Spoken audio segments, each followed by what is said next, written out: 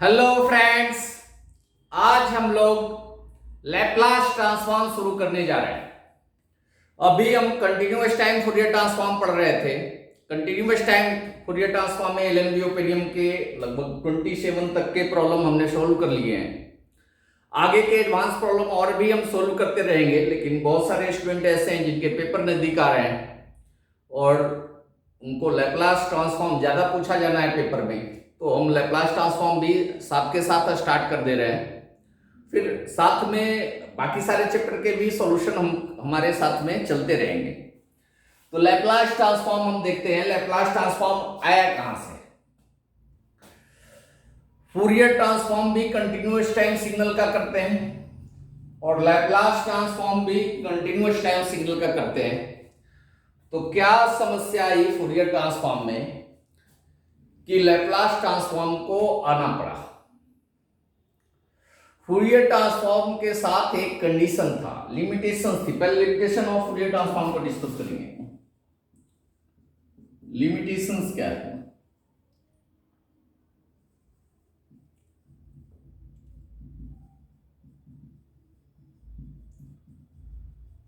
Fourier transform each and every signal का possible नहीं है। सभी सिग्नल का फूरियर ट्रांसफॉर्म कन्वर्ज करेगा ऐसा पक्का नहीं है। सिर्फ एब्सोल्युटली समेबल सिग्नल का ही फूरियर ट्रांसफॉर्म एग्जिस्ट करता है। क्या होता है? Fourier transform exist only for absolutely integrable signal.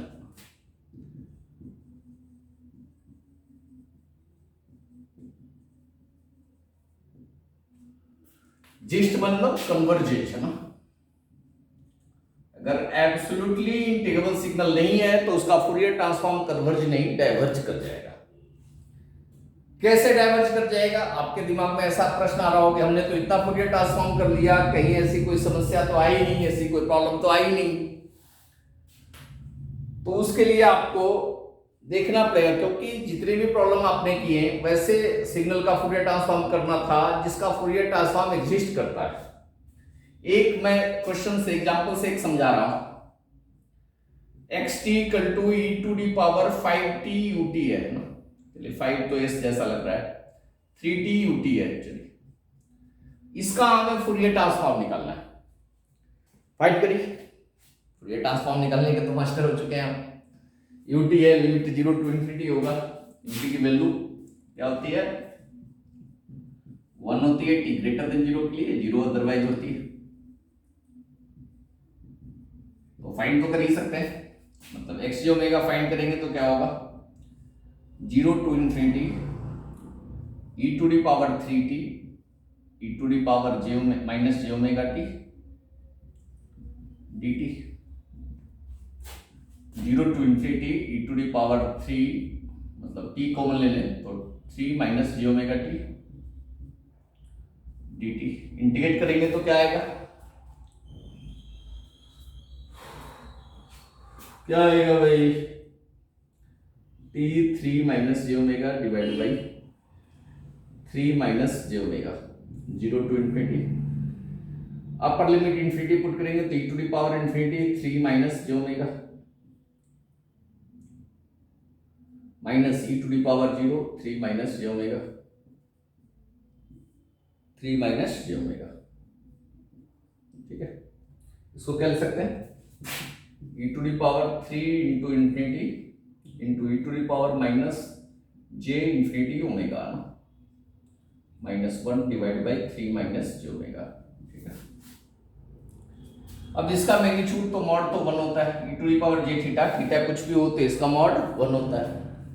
तो इसके कारण डाइवर्ज करेगा कन्वर्ज करेगा कोई फर्क नहीं पड़ता है। अब ए वाली वैल्यू क्या आएगी? e to the power infinity, e to the power infinity equal to क्या होता है? इंफिनिटी। तो ये पूरी वैल्यू क्या बन जाएगी? इंफिनिटी।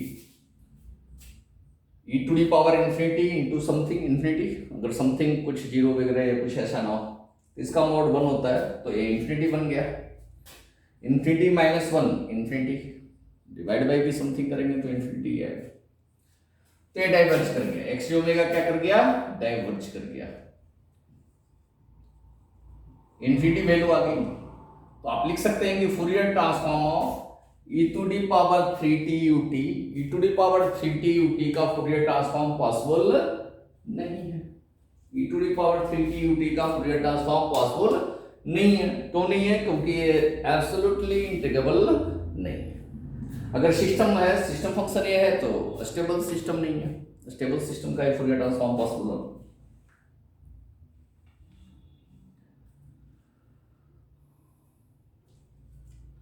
तो इसी से है ना, इसी को ठीक करने के लिए हमारे पास आया लैप्लास ट्रांसफॉर्म कि जे ओमेगा जो था ना, जे ओमेगा मतलब एक प्योरली इमेजिनरी फंक्शन था, जे ओमेगा था प्योरली इमेजिनरी फंक्शन, इसमें रियल पार्ट भी ऐड हो गया ताकि कंडीशंस हमारे पास, वेरिएबल्स हमारे पास बढ़ जाए। एक इसका रियल पार्ट ऐड हो जाने से, रियल पार्ट ऐड हो जाने से वैसे सिग्नल जिनका फूरियर ट्रांसफॉर्म पॉसिबल नहीं था उनका लैप्लास ट्रांसफॉर्म पॉसिबल होने लग गया। एक दूसरा समस्या क्या थी, दूसरी समस्या क्या थी, आइगन वैल्यू और आइगन फंक्शन आपने पढ़ा, जैसे आपने पढ़ा ना e to the power h not t, अगर इनपुट देंगे किसी सिस्टम में, एच एस है सिस्टम फंक्शन, तो एच एस नॉट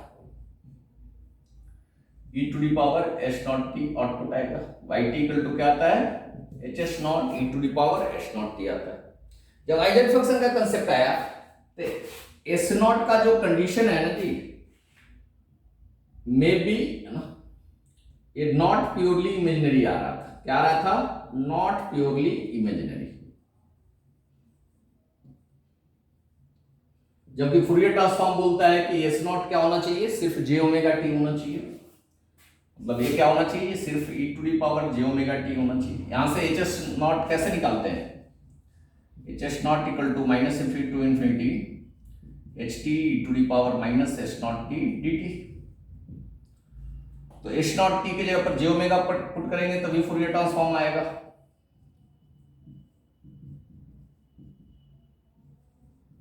ठीक है, तो फूरियर ट्रांसफॉर्म बोल रहा है कि एच नॉट की वैल्यू क्या होनी चाहिए, सिर्फ जे ओमेगा होना चाहिए, प्योरली इमेजिनरी होना चाहिए। लेकिन ऐसा रिजल्ट में देखा गया कि प्योरली इमेजिनरी क्या है ना, कुछ रियल वैल्यू भी डालने पे ए रिलेशन सेटिस्फाई कर रहा है, मतलब कुछ कॉम्प्लेक्स क्वांटिटी हमने डालने पे रिलेशन सेटिस्फाई कर रहा है, जैसे 2 + 3j पुट कर दें, 5 - 7j पुट कर दें, तो भी ये रिलेशन सेटिस्फाई कर रहा था। तो इसी ओवरकम को ठीक करने के लिए लैप्लास ट्रांसफॉर्म आया, जिसमें जो ट्रांसफर फंक्शन लिया गया, जो वेरिएबल लिया गया, वो प्योरली इमेजिनरी नहीं लेकर कॉम्प्लेक्स क्वांटिटी लिया गया। वेरिएबल ट्रांसफॉर्म का एस लिया गया, एस में रियल पार्ट भी था और इमेजिनरी पार्ट भी था। इस तरीके से लैप्लास ट्रांसफॉर्म का जन्म हुआ। तो समझ में आ गया होगा क्यों लैप्लास ट्रांसफॉर्म आया। लैप्लास ट्रांसफॉर्म वर्क कैसे करता है उसको हम समझेंगे, एक एग्जांपल से समझेंगे।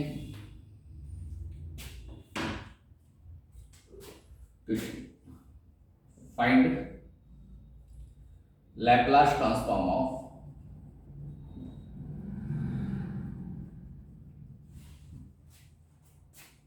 xt = e to the power at ut,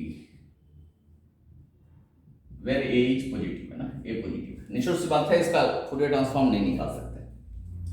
तो लैप्लास ट्रांसफॉर्म का फॉर्मूला होता है Laplace transform of xt is X S equal to minus infinity to infinity xt to the power minus J omega ही आ जा रहा है, minus H T D T. ठीक है, इसे हम बाइलेटरल लैप्लास ट्रांसफॉर्म भी बोलते हैं, इसे हम बाइलेटरल लैप्लास ट्रांसफॉर्म भी बोलेंगे।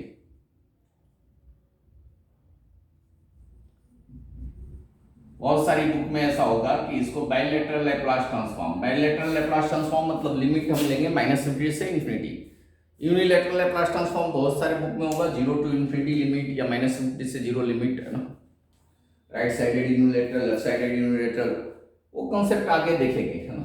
जब नॉर्मल लैप्लास ट्रांसफॉर्म का मतलब हम यही समझेंगे बायलैटरल लैप्लास ट्रांसफॉर्म है। कुछ ऐसी भी बुक होगी जिसमें नॉर्मल लैप्लास ट्रांसफॉर्म का मतलब यूनिलैटरल लैप्लास ट्रांसफॉर्म समझ रहा होगा, तो आप उस हिसाब से अपने आप को एडजस्ट कर लीजिएगा, कोई उसकी ज़्यादा समस्या नहीं है, बाकी सारी चीज़ें कॉमन ही रहेगी, कोई एक चीज़ तो हमको लेके चलना पड़ेगा, ठीक है। तो बायलैटरल यूनिलैटरल के कंसेप्ट में एच.के. दास की बुक है, उसमें यूनिलैटरल कंसीडर करके चल रहा है, तो आप समझ लीजिए कि हम बायलैटरल ही निकाल रहे हैं, उसमें यूटी लगा हुआ है, तो यूटी लग जाएगा तो लिमिट 0 टू इन्फिनिटी हो जाएगा, ऐसा समझ लीजिए। बाकी देखेंगे कुछ एच.के. दास, बी.एस. अग्रवाल की जो बुक है उसमें जो लैप्लास ट्रांसफॉर्म दिया हुआ है उसके भी कुछ प्रॉब्लम आगे हम सोल्व करेंगे और उसके हिसाब से भी कंसेप्ट को हम डिस्कस करेंगे। लेकिन पहले हम ओपेनम के कंसेप्ट और ओपेनम के हिसाब से चल लेते हैं और उसको समझ लेते हैं, फिर मैथमेटिक्स वाली बुक के कंसेप्ट के हिसाब से भी प्रॉब्लम सॉल्व कर लेंगे, ठीक है। हमें पहले कंसेप्ट समझना है, ये सब नोटेशन से ज़्यादा फर्क नहीं पड़ता है। तो इसका लैप्लास निकालेंगे तो एक्सेस का फॉर्मूला है हमारे पास, Laplace transform of X T का -∞ to infinity X T e to the power -st dt, ठीक है, ये फॉर्मूला। अब xt में ut लगा हुआ है तो लिमिट 0 टू इन्फिनिटी हो जाएगा, ut की वैल्यू 1 होती है, t ग्रेटर देन 0 के लिए 0, अदरवाइज तो t लेस देन 0 के लिए तो 0 होती है, तो -∞ से 0 वैल्यू 0 ही होगी, तो बेटर है कि 0 टू इन्फिनिटी लिमिट ले लें, e to the power at e to the power -st dt, base से में तो पावर ऐड हो जाएगा, यहाँ s इक्वल टू क्या है, सिग्मा प्लस j ओमेगा, चाहे तो लिख सकते हैं, कोई ऐसा नहीं समस्या। 0 to infinity e to the power t a minus s हो गया dt, इंटीग्रेट करते हैं, e to the power t a minus s divide by a minus s 0 to infinity, ठीक है।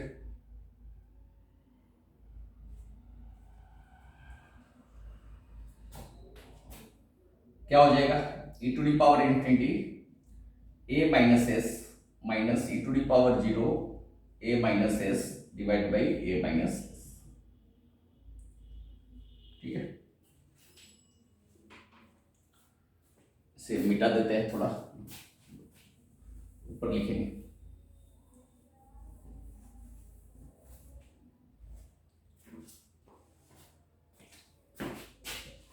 इक्वल टू हो गया e to the power infinity a minus s minus 1 divide by a minus s, ठीक है। समझिए, ध्यान से समझिए इस चीज को, यही से लैप्लास का जो मेन कंसेप्ट है वो आएगा। इसकी वैल्यू हम दो पार्ट में लिख सकते हैं, क्या क्या लिख सकते हैं,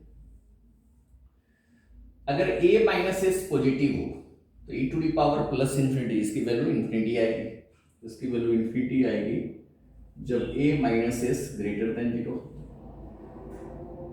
ठीक है। a माइनस s अगर ग्रेटर देन 0 है तो इसकी वैल्यू क्या आएगी, इन्फिनिटी आएगी,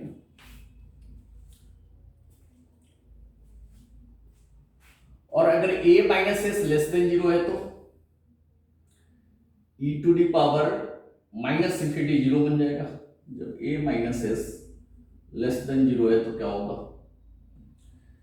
a माइनस s अगर निगेटिव है तो इन्फिनिटी इंटू निगेटिव क्वांटिटी है, इन्फिनिटी इंटू -1 करेंगे तो माइनस इन्फिनिटी आएगा, इन्फिनिटी इंटू -2 करेंगे तो भी माइनस इन्फिनिटी आएगा, इन्फिनिटी इंटू -3 करेंगे तो भी माइनस इन्फिनिटी आएगा। कोई भी निगेटिव क्वांटिटी अगर इन्फिनिटी से मल्टीप्लाई होगा तो माइनस इन्फिनिटी आएगा, तो ये आ गया e to the power minus infinity -1 divide by a minus s, ठीक है। और e to the power e 1 से बड़ी क्वांटिटी है ना, e की वैल्यू 2.71 के आसपास होता है, तो e to the power minus infinity करेंगे तो 1 upon e to the power infinity 1/2 point जो भी होता है 71 टू द पावर इन्फिनिटी, मतलब 1/∞ 0 होगा। तो e to the power minus infinity की वैल्यू क्या होगी? 0 होगी। तो ये वैल्यू आ गई इन्फिनिटी जब a minus S greater than 0। और क्या आया? 0 minus 1 minus 1/a minus S जब a minus S less than 0 और इक्वल टू 0 हो जाएगा तो ये तो 0 बन जाएगा। तो इक्वल टू 0 इसी में लगा दें, इन्फिनिटी आ जाएगा।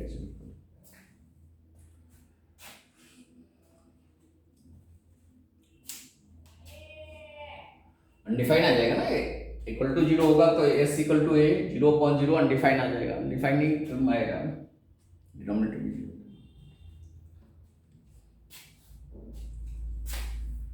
अब देखिए ये जो कंडीशन हमने लगाया ना, a minus S greater than 0, a minus S less than 0 लिखाया है। a और s में रियल पार्ट भी है और इमेजिनरी पार्ट भी है। जैसे e to the power a minus s into infinity है, तो इसमें देखेंगे तो a माइनस एस के जगह पर सिग्मा प्लस j ओमेगा भी है। तो a क्या होगा? e to the power a minus sigma into infinity into e to the power minus j omega into infinity. ठीक है, इसको तो हम रहने दें, इसे खोलें तो क्या होगा? ये तो बन जाएगा cos omega into infinity minus j sine omega into infinity. cos j omega की वैल्यू 1 से छोटी होती है, साइन j ओमेगा की भी वैल्यू 1 से छोटी होती है। अब इन्फिनिटी हो चाहे जो भी हो, ये never diverges. e to the power j omega into infinity never diverges, कभी भी डाइवर्ज नहीं कर सकता है, क्योंकि cos थीटा sin थीटा की वैल्यू थीटा इन्फिनिटी हो या जो भी हो 1 से तो छोटा होगा। तो ये डाइवर्ज करेगा या कन्वर्ज करेगा, ये किस पे डिपेंड करेगा? सिर्फ रियल पार्ट पे डिपेंड करेगा। किस पे डिपेंड करेगा? सिर्फ रियल पार्ट पे। इमेजिनरी पार्ट को कन्वर्ज करेगा या डाइवर्ज करेगा उससे कोई लेना देना नहीं है। ध्यान समझिए इस चीज को। जो कन्वर्ज कर रहा है डाइवर्ज कर रहा है वो किस पे डिपेंड कर रहा है? सिर्फ रियल पार्ट पे। इमेजिनरी पार्ट तो साइन थीटा कॉस थीटा के चरण में आ जाएगा। साइन थीटा कॉस थीटा की वैल्यू -1 से 1 के बीच में लाइन करती है, ये कभी भी डाइवर्ज नहीं करता, इसकी वैल्यू इन्फिनिटी नहीं आती है। तो जो हमने, और ए भी रियल और इमेजिनरी हो सकता है, ए में भी कॉम्प्लेक्स क्वांटिटी हो सकती है ना, तो हम पूरे में ले ले। ये जो कंडीशन लगा रहे हैं ये real part of a minus S पे लगाए कंडीशन, है ना। Real part of s minus A पे लगाएंगे, इमेजिनरी पार्ट को कन्वर्ज करेगा या डाइवर्ज करेगा उससे कोई लेना देना नहीं है। तो यहां जो कंडीशन लगा रहे हैं वो क्या लगा रहे हैं? Real part of a minus S पे लगा रहे हैं, real part of a minus S पे लगा रहे हैं। ठीक है,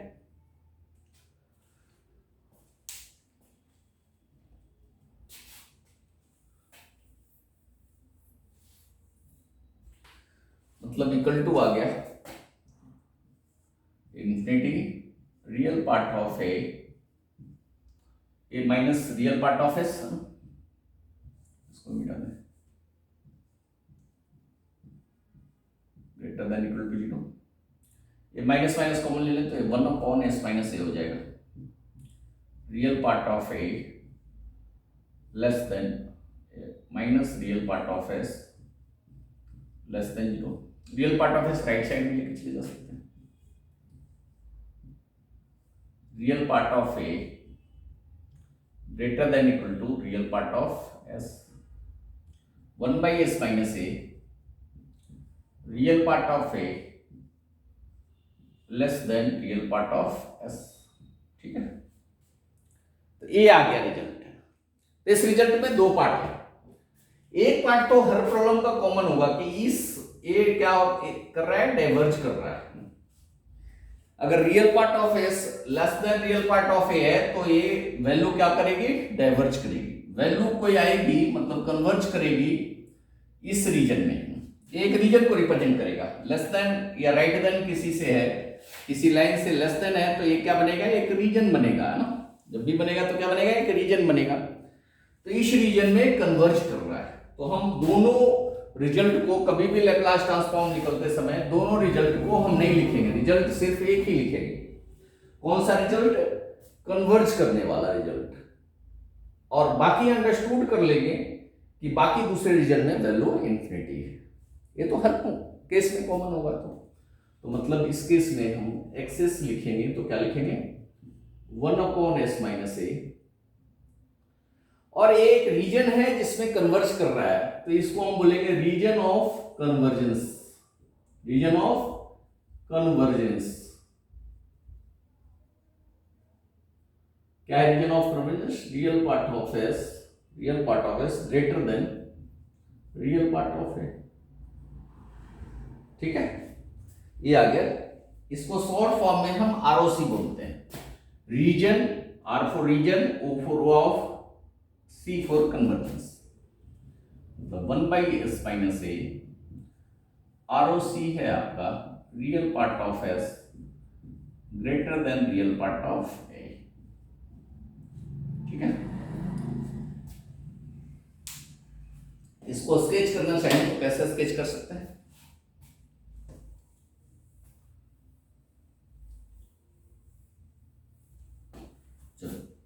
आरओसी को स्केच भी करने के लिए आता है। इसको ग्राफ पे बनाएंगे। एक ग्राफ में रियल पार्ट को सिग्मा एक्सिस बोलते हैं, इमेजिनरी पार्ट को जे ओमेगा एक्सिस बोलते हैं। रियल एक्सिस, इमेजिनरी एक्सिस ऐसे भी लिख सकते हैं। तो real part of S greater than real part of A, मतलब sigma greater than real part of A को रियल पार्ट ऑफ ए लिखते हैं। तो sigma equal to real part of A लिखे तो ए पॉजिटिव लेके चले तो राइट साइड में कहीं पे होगा, मान लिया यहां पे वैल्यू ए, तो sigma equal to real part of A का स्ट्रेट लाइन होगा। Sigma equal to real part of A, sigma कौन सा एक्सिस है? एक्स एक्सिस है। तो सिग्मा की वैल्यू यहां भी ए होगी, यहां भी ए होगी, यहां भी ए होगी। ए नहीं है, इसको रियल पार्ट ऑफ ए लिख रहे हैं।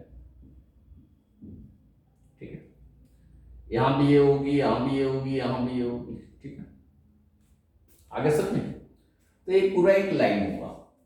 और sigma greater than real part of A, sigma real part of A से ग्रेटर देन होगा तो राइट होगा। तो राइट साइड के रीजन, इस पूरे रीजन में ए कन्वर्ज करेगा, तो इस रीजन को हम डार्क कर देंगे, इस पूरे रीजन को डार्क कर देंगे। ठीक है,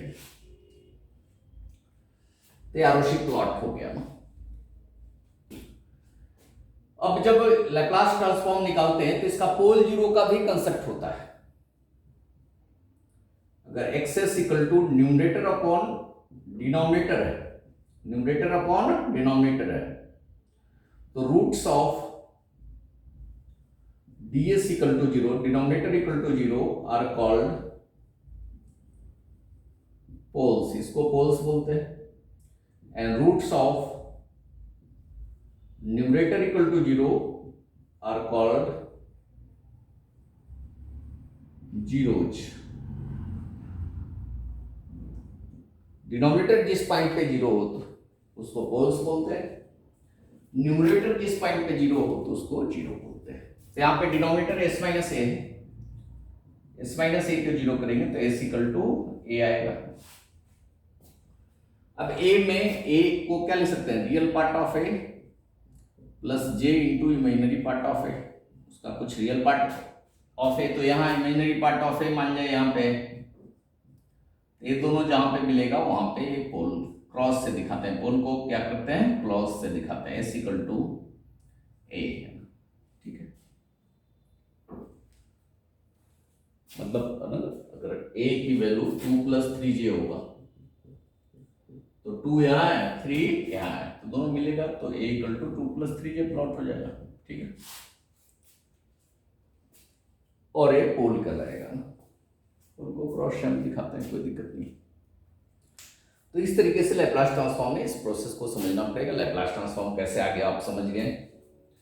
अब हमारे पास फ्लेक्सिबिलिटी होगी कि हम किसी भी सिग्नल का ट्रांसफॉर्मेशन कर सकते हैं। हमारे पास हथियार ऐसा होना चाहिए जिससे कोई भी दुश्मन ढेर हो जाए।